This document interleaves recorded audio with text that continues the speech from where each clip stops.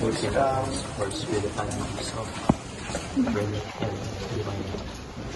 We come before this office in the spirit of full cooperation, in full compliance with the subpoena, and in order to shed light on the incidents of June 8, 2026.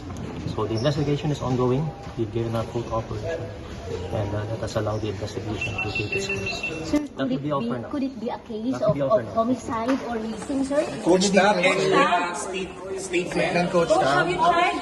Coach, sir, could it be a case of homicide or leasing, sir? Any details you can share, sir? Coach Tab?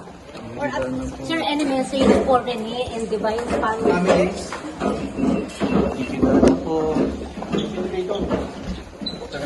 Coach Tab, any sorry, sir? Do you want to clarify anything?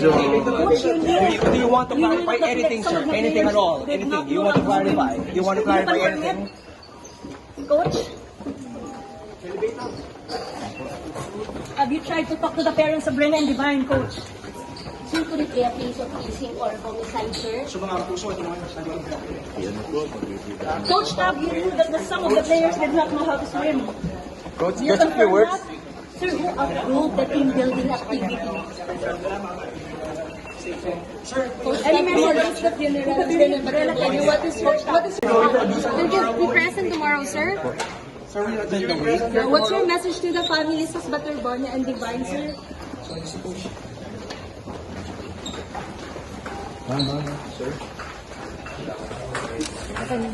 Excuse me po. Kami dadan si attorney.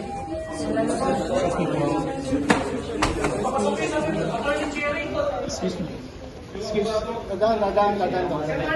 No message to the parents of Brenna and Divine, Coach? Coach, are you feel sorry? Coach, any message to the family, Coach? A few words.